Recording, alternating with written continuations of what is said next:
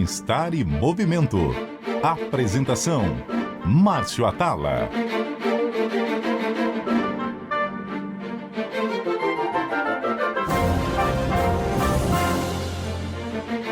Olá, ouvintes da CBN, o Bem-Estar e Movimento de hoje está no ar e a gente vai conversar sobre os benefícios da atividade física para o nosso cérebro, para melhorar o nosso raciocínio, nossa cognição, nossa memória.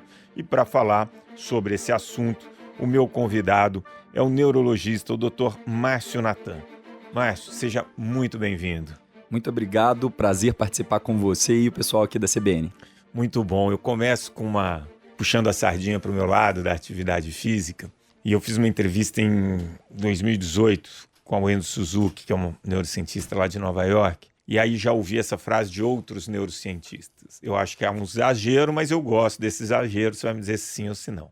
Mas é exagero. Falo o seguinte: o benefício que a atividade física tem para o nosso coração, para os nossos músculos, para o nosso osso, para a captação de glicose, ele é coadjuvante perto do benefício que ele traz para o nosso cérebro. Estou cada dia mais convencido disso. Não tem um exagerinho. Não, realmente... É fundamental a atividade física para o nosso cérebro? Sim, é fundamental. E às vezes na medicina a gente acaba descobrindo que uma coisa é muito boa antes de saber por quê. Tá. E isso acontece com a atividade física. Então, a gente já tem vários estudos em diversas áreas da neurologia. Por exemplo, para a doença de Parkinson, para a doença de Alzheimer, para a cefaleia, para AVC, que demonstram claramente que a atividade física é benéfica, seja para evitar o desenvolvimento da doença, seja para retardar a evolução, seja para melhorar os sintomas. Então, eu acho que a gente já tem evidência suficiente para dizer que o benefício para o cérebro é tremendo mesmo. Primeira vez que eu ouvi essa frase foi lendo um livro, Corpo Ativo, Mente Desperta. É um neurocientista de Harvard, junto com um professor de educação física, e eles fizeram uma intervenção em 2003 em Illinois, numa escola. Então, durante um ano, eles queriam entender nessa escola como ia melhorar ou piorar, ou, enfim, permanecer igual o desempenho escolar, mas todo dia, antes da aula, as crianças tinham que correr 1 milha. Uhum. E aí, eles pegaram as crianças dessa escola, separaram de todas as escolas americanas que disputavam o concurso de desempenho de matemática e ciências que tem mundialmente. Estados Unidos ocupava, não vou saber de cabeça, mas tipo 22ª e 26ª posição. E aí, depois de um ano, o que aconteceu? Essa escola teve desempenho muito melhor e os Estados Unidos ficou estagnado. E ali eles começaram todo um processo de incentivar nos Estados Unidos o programa chamado Hora Zero. Então você tem ali, hoje, mais de 5.000 escolas que propõem algum tipo de atividade física antes de começar a aula, 15 minutos, não para diminuir sedentarismo ou controlar peso, para melhorar memória, aprendizagem e estado de alerta. E era isso que eu queria saber. O poder da atividade física em melhorar nosso estado de atenção, nossa memória e nossa aprendizagem. Isso está muito claramente demonstrado sobre uma coisa que a gente chama que é função executiva, que é uma das capacidades cognitivas que é muito importante para que a gente opere as funções do dia a dia, de resolver um problema, fazer uma ligação, de fazer um contato, de exercer um trabalho. Isso é impactado diretamente pela prática de atividade física. Então, eu acho que a gente pode dividir, Márcio, a dimensão do poder da atividade física no cérebro em 2 áreas diferentes.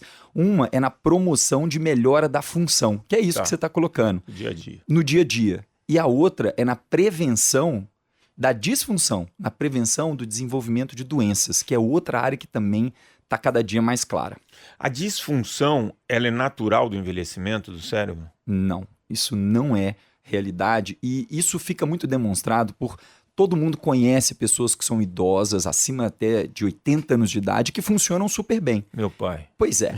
Seu pai, por exemplo, ele está aí para demonstrar que não é natural do envelhecimento. Agora, é fato que é comum, após determinada idade, é mais comum desenvolver determinadas doenças que a gente chama de degenerativas. Então, a idade ela acaba funcionando como um fator de risco. Mas, quando a gente consegue controlar outros fatores de risco, muitas vezes a gente previne esse desencadear de disfunções, esse desencadear de doença. E é aí que entra a atividade física. Não só isoladamente, a gente sabe que Controlar a pressão, controlar a glicose e tudo mais também são fatores importantes, mas a atividade física é central nesse sentido. Eu gosto sempre de falar da importância da gente enxergar a saúde de maneira integral. Se eu vou num médico especializado em sono, ele vai falar que você tem que fazer atividade física. E a gente sabe que o sono também deve ter um papel fundamental na saúde cognitiva, né? Então as coisas são muito interligadas, mas a atividade física ela parece promover alguns benefícios muito interessantes. Um deles, que foi também lá no começo, quando eu comecei a ver esses benefícios, eu lembro que eu tive uma discussão com uma pessoa lá no Fantástico, quando eu tinha a medida certa, que era o seguinte: tinha um estudo muito claro mostrando produção de novos neurônios com atividade física. Primeiro, isso é fato. Segundo, qual a importância da gente ter essa neurogênese, essa produção de novos neurônios? Veja, a produção de novos neurônios, a gente sabe que ela acontece, mas eu não diria nem que ela é central, porque os neurônios não são células que se renovam com muita facilidade ou com muita frequência. O que existe de fato é liberação de fatores que promovem a saúde e até deixam os neurônios como se fossem preparados para uma renovação durante a atividade física, especialmente após a atividade física. Tá. A forma de raciocinar isso é a seguinte: quando a gente está fazendo atividade física, a gente está imprimindo um certo grau de estresse ao nosso organismo. Sim. E é assim como a musculação faz com o músculo. O que ela faz com o músculo quando a gente faz ali um exercício resistido, que a gente vai quebrando um pouco de fibras? Prepara ele para na próxima vez estar ainda mais capacitado a enfrentar. Então, isso também acontece com o nosso cérebro, através, por exemplo, da diferença metabólica. Quando a gente faz atividade física, a gente consome praticamente toda a glicose e deixa o nosso neurônio ali suscetível, sem a glicose que ele está acostumado o tempo inteiro. Isso faz com que o neurônio desenvolva medidas para ser mais resiliente a partir daquilo. E dessa forma a gente tem a liberação de... a palavra em ciência complicada são fatores neurotróficos, que é exatamente isso, fatores que em última instância poderiam promover regeneração do próprio neurônio. Então faz sentido isso, de fato a atividade física promove esses fatores e talvez mais até do que um crescimento da população de neurônios, isso dificulta a perda de neurônios, a morte neuronal. Agora é interessante isso que você explicou sobre o estresse durante o exercício, porque isso me faz pensar na origem da espécie, né? A espécie demorou centenas de milhares ali para chegar onde chegamos. Uhum. E durante todo esse período, a gente tinha esse momento de muito estresse, de muito movimento, para buscar alimento, para caçar, para lutar. Então esse movimento ele sempre foi fundamental para a sobrevivência. Uhum. Talvez agora, com a população não tendo esse movimento de forma natural, porque tem um estudo que saiu agora na Espanha mostrando que nos últimos 20 anos, por conta da tecnologia, o espanhol em média deixou de gastar 600 calorias por dia. Olha aí. Então esse movimento que era natural no dia a dia, ele não é mais. E aí você mimetizar, né? Você, quando vai lá fazer sua atividade física, você gerar esse estresse, mesmo que por um período limitado, faz provavelmente que a gente funcione da maneira que a gente foi programado para sobreviver. Faz sentido? Total sentido. No final das contas, é o que você falou. Nós somos seres que sobreviveram à pressão da seleção natural justamente com esse organismo que necessitava do esforço físico para sobreviver. Quando a gente para de necessitar desse esforço físico com a abundância de alimento disponível no mundo, pensando numa escala global, Sim. a gente acaba não funcionando da mesma forma. E aí vem as consequências várias, os adoecimentos diversos que a gente está vendo na modernidade. Então faz todo sentido. E aí a gente entra na questão do hábito. Uhum. Né? Fazer atividade física durante não só a evolução da espécie, mas você pega aí, não vamos muito longe, no século passado, ele era muito natural. Né? Então, se eu pegar a década de 80, as pessoas davam 10 mil passos naturalmente, não porque elas tinham a consciência que acumular passos ia fazer bem para a saúde, mas porque você tinha um meio ambiente que te obrigava a se movimentar muito mais. Uhum. Durante toda a evolução da espécie, o movimento ele sempre foi muito mais uma necessidade do que uma atividade de lazer. E aí chega num momento em que o movimento do dia a dia ele já não é suficiente para gerar várias adaptações que o nosso corpo precisa. E aí eu preciso criar o hábito. Como criar o hábito? Qual a maneira mais fácil de criar o hábito do exercício?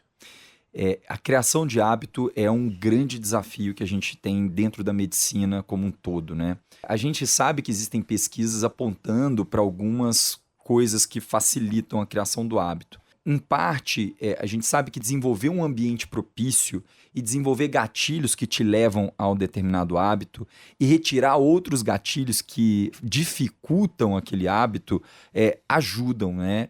É claro que talvez o grande ponto é a motivação para desenvolver uma ação específica, que a gente está falando da atividade física, mas poderia ser, por exemplo, parar de fumar ou outras medidas, uma dieta melhor, que também são questões relacionadas ao hábito. E é muito importante a gente levar em consideração a construção desse ambiente, né, Márcio? Se você está num ambiente onde toda a alimentação rica apenas em açúcar e gordura, onde você não tem nenhum estímulo porque você está o tempo inteiro dentro do elevador, entra no carro e você não desce, não sobe um lance de escada, você não se expõe ali a nenhum tipo de atividade ao ar livre. Então, é claro que essa pessoa vai ter menos motivação a fazer uma atividade física. Mas é um grande desafio. Eu acho que toda a sociedade hoje debate muito mais essa questão da formação de hábito, e atividade física a gente sabe que torna-se muito mais prazerosa, independente da atividade física que a gente esteja falando, à medida que ela se torna um hábito, ela deixa de ser um sacrifício, né?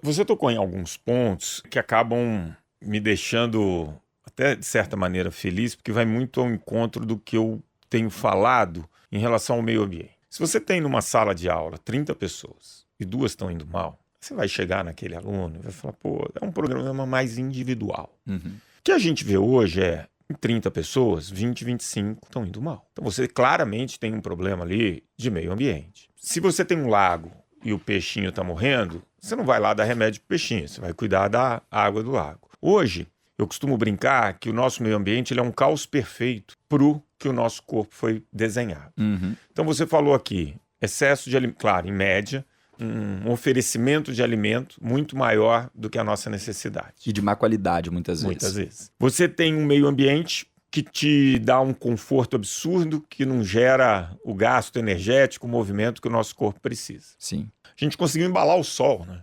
A gente tem as telas, leva para a cama, e aí a gente mexe no ciclo circadiano e a gente dorme menos.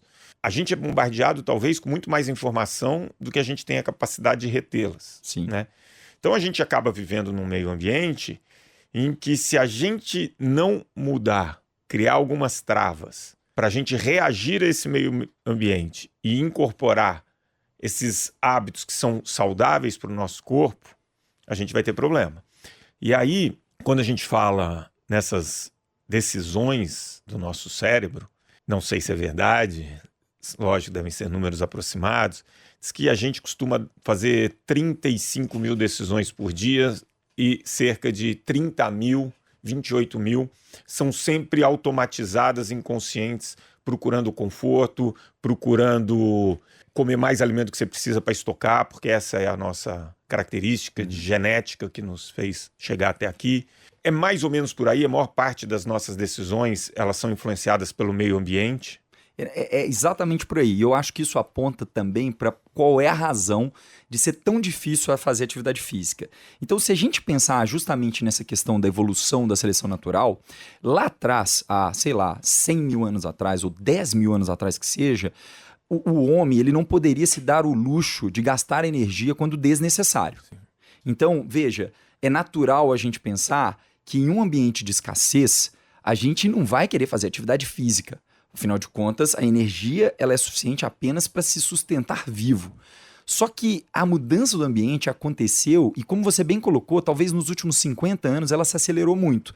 Meios de transporte fizeram com que a gente não mais caminhasse. Exato. As telas colocaram o nosso sono com o sol embalado, como você falou. A alimentação não só expandiu. A gente tem, problema de fome, isso não é uma coisa que inexiste, mas a maioria das pessoas no mundo hoje acaba tendo acesso à comida, e muitas delas a comida de má qualidade, com excesso de açúcar e de gordura. E isso tudo, né, acho que já está se mostrando consequência, como, por exemplo, o fato de que a maior causa de morte no Brasil hoje é o AVC, segundo o infarto do coração. E essas duas doenças, elas são muito consequências disso, desse hábito de vida que falta ali. Então, só que a gente tem a escolha, né, Márcio? À medida que a gente tem esse conhecimento, a gente tem a possibilidade de escolher novos rumos e a gente vai conseguir esses novos rumos construindo comportamentos automáticos. Então, isso que você falou, a gente tem a capacidade de desenvolver, construindo esses hábitos. Muito interessante. Você conhece alguém que já passou no seu consultório e que foi subir uma escada rolante, ela estava quebrada, e a reação automática do cérebro foi ficar feliz? Olha, ninguém nunca me colocou isso, mas eu acho que é difícil de encontrar esse posicionamento, né? É muito automático, né? Isso mostra muito como o nosso corpo funciona, né? Sim. Quer dizer, eu estou buscando o conforto, é meio que no automático, eu não estou pensando. Eu estou num shopping, eu estou indo naquele caminho, quando eu me deparo com uma dificuldade, Isso. a reação automática é falar, puxa, vou ter que gastar caloria. Acho que isso mostra muito como, claro, tem uma decisão muito individual, que nem você falou, a gente já tem a consciência, a informação nunca foi tão passada, né, disseminada, mas também tem ali, se o meio ambiente colaborar, fica mais fácil. Sem dúvida. Eu colocar isso em dia. E aí a gente chega num ponto que é o seguinte, claro, atividade física, bacana, ouvi o Dr. Márcio Natan falando, vou começar tal. E aí vem a pergunta, existe uma atividade física que é mais benéfica para o cérebro que outra? Excelente pergunta. Eu diria que assim, essa não é uma resposta que existe hoje, até porque em momentos diferentes, em centros de pesquisa diferentes, se estuda diferentes atividades físicas. Uhum. Eu vou te dar um exemplo aqui, alguns exemplos. Por exemplo, tem pesquisa mostrando que pacientes com doença de Parkinson que fazem atividade física aeróbica tem uma redução dos sintomas motores, outros estudos demonstrando que esses pacientes acabam desenvolvendo menos depressão, ou seja, impacto positivo sobre saúde mental. Só que, por outro lado, a gente tem pesquisas em relação à enxaqueca, inclusive de um grande pesquisador brasileiro, que é o Arão, que, enfim, trabalha muito essa questão da atividade física na enxaqueca, mostram que a atividade resistida, a popular musculação, parece ter mais efeito até do que só a atividade aeróbica. A Organização Mundial da Saúde tem uma recomendação de atividade mista, né? Que você pode falar até melhor. E essa geralmente é a recomendação que eu dou por uma razão que é a seguinte: a gente sabe que, de forma independente, cada uma das formas de atividade física tem benefícios. Sim. Então, se por um lado a atividade aeróbica pode melhorar o condicionamento, a atividade resistida ela ajuda muito na saúde óssea. E isso é algo que a longo prazo faz diferença. Outra coisa que eu acho que vale a pena, né, Márcio, é aquele conceito de que qualquer atividade física é melhor do que não fazer atividade física. Então, eu acho que também facilitar por aquilo que a pessoa tem mais afinidade ou acesso melhor é uma boa de se pensar. Muito boa a sua dica. Começa fazendo por aquilo que você gosta, porque é mais fácil. Mas sem dúvida, né?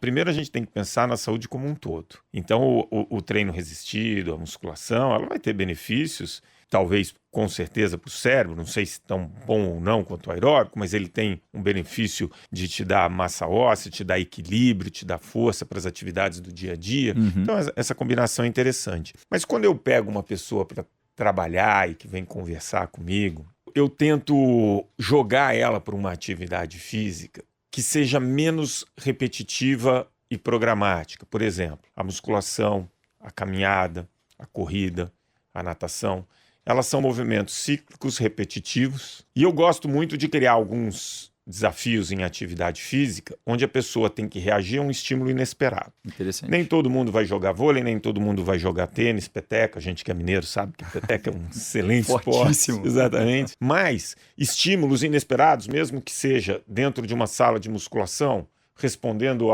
a uma luz diferente que acende, ele tem que fazer um movimento X e ele tem que decidir na hora. Quando você joga tênis, você não sabe o efeito que seu adversário vai bater. Esse tipo de estímulo não programado, ele estimula um pouco mais o cérebro ou é uma coisa que ainda precisa de muito mais estudo para se mostrar eficiente? Eu acho que a gente, apesar de não ter estudos que são conclusivos, certamente isso é algo que confere uma camada a mais de exercício, né? É um exercício que acaba trazendo um exercício cognitivo junto com o exercício físico. Eu acho difícil de até comparar o benefício, porque ambos são benéficos, claro.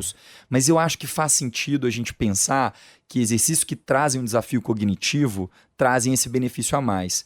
E acho que é até legal falar disso hoje em dia, por quê? Porque muita gente queixa, Márcio, de sintomas cognitivos após a infecção pela Covid, por exemplo. Tá. E hoje a gente tem evidências de que não há nenhum remédio que trate isso de uma forma adequada, mas que algumas formas de terapia, inclusive de desenvolvimento cognitivo, podem ajudar. Atividade física a gente sabe que também pode ajudar muito, e eu acho que quando você consegue juntar esses dois desafios, é algo que é muito interessante e altamente recomendável. Agora, eu gosto muito de olhar para o futuro.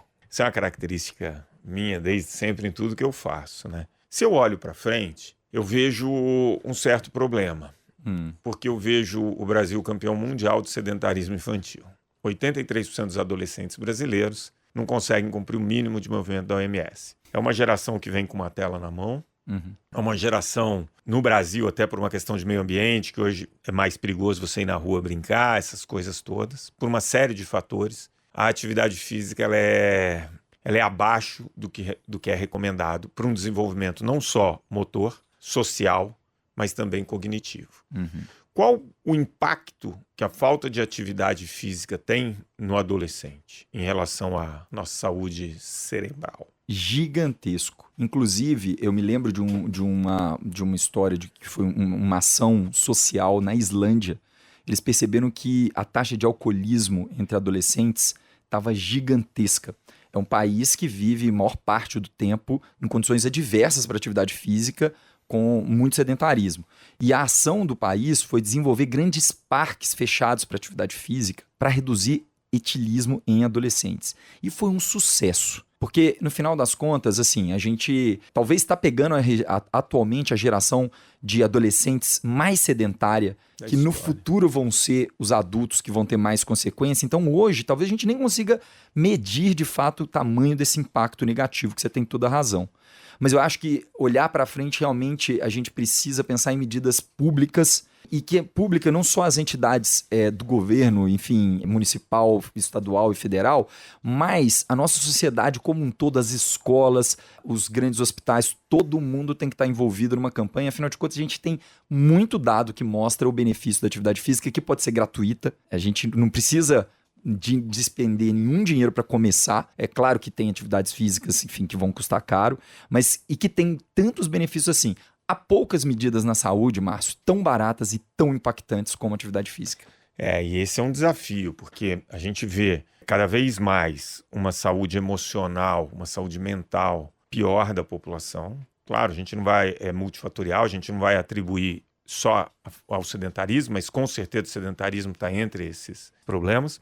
E aí você falou do exemplo da Islândia. Eu lembro que em 2018 eu estava em Copenhague para fazer um documentário, e a gente queria mostrar exatamente como o meio ambiente lá, ele promovia o movimento e fazia com que 80% da população era ativa sem ir à academia. Aí você fala, pô, vamos entrevistar esse prefeito, o que foi feito aqui de bicicleta e tal. Primeiro eles falavam que com 6 anos de idade na escola, a criança ela já tira a carteira dela de ciclista, né? Então ela... Mas o mais interessante foi o seguinte, a gente chegou, era um dia de semana de sol, fim de tarde maravilhoso, eu falei, que país espetacular. E aí a gente foi dormir e tal, dia seguinte, amanheceu neve. Nossa. Frio, muita neve, eram umas 4h30, 5 da manhã, a gente ligou para o nosso produtor local e falou o seguinte, falou, opa, gravação hoje suspensa, né? Porque a gente ia acompanhar um casal com um filho de 6 anos, um filho de 3 anos indo na escola, com chuva, com neve, esquece. Aí o cara falou, nossa, você tá brincando. Isso faz parte da nossa rotina. É óbvio que eles vão... Eu falei, não, eles vão pedalando debaixo de neve? Vão. A bicicleta é toda adaptada. Então, assim, essas políticas de saúde pública, né, que estimulem as pessoas, eu acho que vai ter um impacto no futuro que a gente nem pode mensurar, não só financeiro, mas de qualidade de vida para a população, né? E de prevenção de doenças, porque, como eu disse, Alzheimer, Parkinson, enxaqueca, AVC, entre várias outras doenças que a gente sabe que são decorrentes de alterações do cérebro, elas podem ser evitadas com várias medidas e a atividade física é central nisso. Então, concordo. Isso tem tudo para poder trazer uma saúde melhor para a nossa sociedade, na verdade. Premiação. Qual a importância da premiação para o cérebro, do reforço positivo para eu inserir algum hábito bom? A premiação, ela funciona como um gatilho de motivação, né? Tá. Tem que se ter um certo cuidado de não vincular exclusivamente a premiações que são não factíveis. Porque isso existem estudos que mostram que podem tirar a motivação a médio e longo prazo. Mas conseguir trazer uma premiação especialmente relacionada ao processo e não a atingir um resultado, meta. Exato. Isso sim é excelente. Porque se eu vou me premiar por ter conseguido fazer, independente de ter atingido um resultado ou não, mas se eu conseguir cumprir a minha proposta, isso é algo que funciona muito bem, e aí depois a pessoa vai mudando ali a sua meta, mas de processo, mais até do que de um resultado específico. Pequenas metas alcançáveis. Exato. E aí vai primeiro. É engraçado, né? Porque quando a gente é pequenininho, a gente coloca a mão numa tomada, toma um choque, você sabe que ali você não pode pôr, né? Isso. É um reforço negativo. Exato. Nosso cérebro funciona muito assim? Totalmente assim. E o reforço positivo, por outro lado, a pessoa vai lá e come direitinho, a mãe dá parabéns e ela fala, opa, aqui tem alguma coisa legal que eu devo repetir. E no final das contas, a atividade física, essa é uma das grandes barreiras. Porque o reforço positivo, ele leva um tempo para acontecer. Sim. E a pessoa, quando ela começa, isso. ela tem dor, ela fica com preguiça. Mas essa é a grande barreira a ser atravessada. Porque ele vem, depois de um certo tempo, a gente sabe que, todo mundo que praticou atividade física, que pratica, sabe. Existe um grande prazer ao final da atividade física. Às vezes a gente tá com muita preguiça de fazer, cansado, não dormiu tão bem e tal. Mas fala assim, não, hoje eu vou. Quando volta, fala, graças a Deus eu fui, porque eu tô muito melhor. É isso. É exatamente assim. Acho que essa é a grande barreira, né? A pessoa vai na academia, fez, ela olhou no dia seguinte e não aconteceu nada. Exato. Não aconteceu nada, mas Ainda é o dor. processo, né? Às vezes dá dor. Mas é esse processo, né? E com certeza, depois de 3, 4 meses, a maior recompensa vai ser melhor autonomia, melhor autoestima, melhor a sensação de bem-estar. E isso é aí que as pessoas falam, eu viciei na atividade física. Talvez tenha viciado nesse conjunto de adaptações que a atividade física gera no nosso corpo, né? E eu vou aproveitar esse gancho para uma coisa que eu falo com todos os meus pacientes. A maioria deles refere que não faz atividade física porque falta tempo. Tempo é extremamente relativo, porque se você está trabalhando extremamente concentrado, com foco naquilo que você está fazendo, você precisa de menos tempo do que se você estiver disperso. E a atividade física vai te demandar um tempo ali, mas ela vai te pagar isso com foco, com concentração, com melhora da qualidade de vida. Desempenho, né? Muito bem. Então, falta de tempo, a gente tem que pensar se realmente é uma boa desculpa. Administração do tempo. Exato. 3 dicas para levar para casa.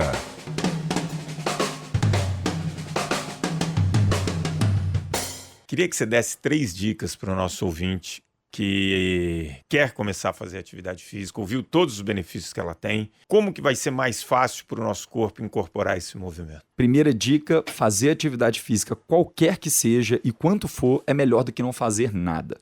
Segunda dica é ser razoável ao começar. Então, não tentar começar já correndo uma maratona. Você começa com algo leve e depois você vai buscando aumentar. E terceira dica é procurar algo que seja prático. Porque se eu só vou jogar beisebol, eu vou ter dificuldade de encontrar na minha rotina a possibilidade de fazer isso. Então, procurar atividade física prática e depois, se eu quero jogar beisebol uma vez por mês, eu vou encontrar com os amigos e vou fazer isso. Sensacional.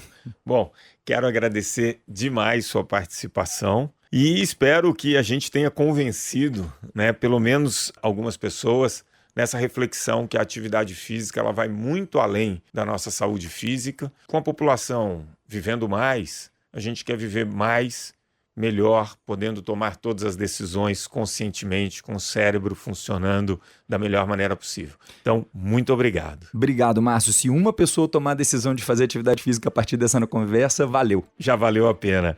O Bem-Estar em Movimento de hoje fica por aqui. Se você gostou do nosso papo, é só compartilhar com seus amigos. Baixe agora mesmo e ouça o podcast, que já está disponível em todas as plataformas de áudio e, claro, no aplicativo da CBN.